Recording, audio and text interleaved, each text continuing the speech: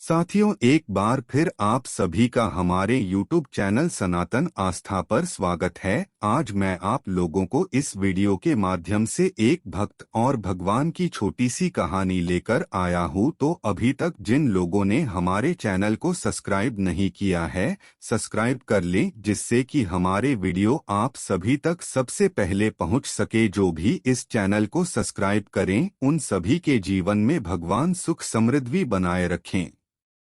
बूढ़े भक्त और भगवान की अनोखी कहानी।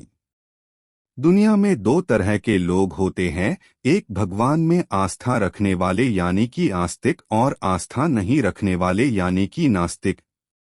ये कहानी आस्था रखने वाले लोगों को ज्यादा पसंद आएगी। हो सकता है इस कहानी को देखने के बाद उनकी आस्था और ज्यादा पक्की हो जाए। एक आदमी जो जीवन भर राम नाम जपता रहा, अब वो बूढ़ा हो गया था। बूढ़ा ही नहीं हुआ था बल्कि इतना कमजोर हो चुका था कि अपनी जगह से बिना किसी सहारे के उठ भी नहीं पाता था। ऐसी स्थिति में भी उसने कभी राम नाम को अपने से अलग नहीं होने दिया।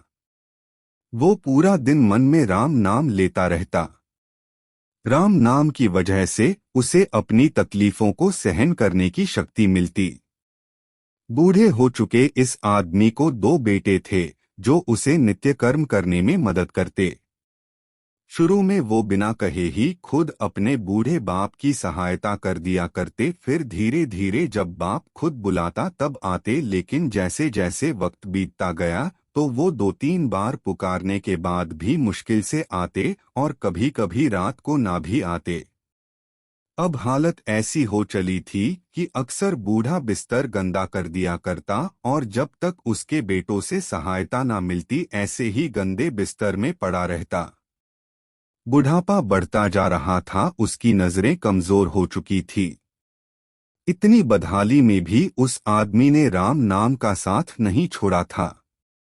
एक बार बूढ़े को नित्य कर्म करना था। उसने आवाज लगाई और अगले ही पल किसी ने उसका हाथ बड़ी कोमलता से पकड़ा और उसे नित्यक्रम करवाकर उसके बिस्तर पर लिटा दिया। यह अब रोजाना होने लगा। जब भी बूढ़ा आवाज देता, अगले ही पल उसकी मदद करने के लिए कोई आता और उसे उसके सारे काम कराकर वहां से चला जाता।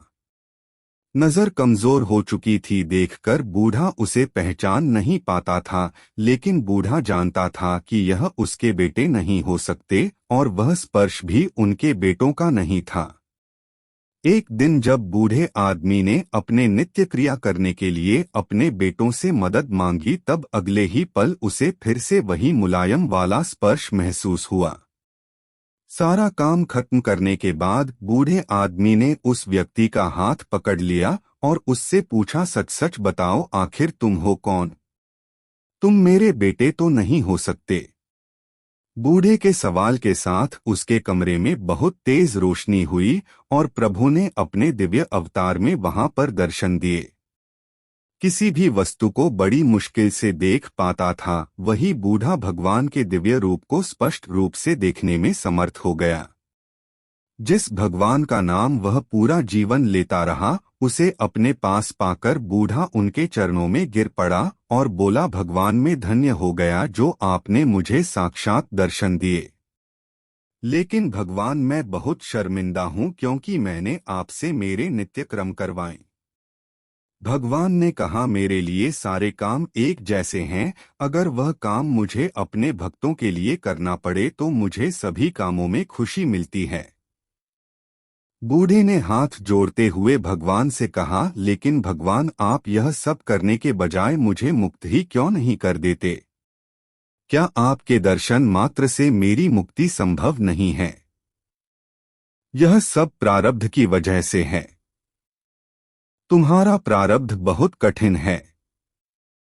अगर मंद होता तो मेरे दर्शन मात्र से तुम मुक्त हो जाते।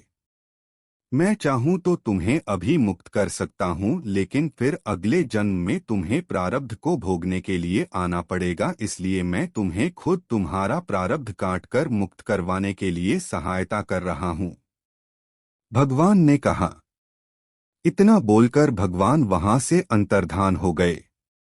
कुछ महीने और काफी तकलीफ भोगने के बाद आखिरकार उस बूढ़े आदमी को मुक्ति मिली।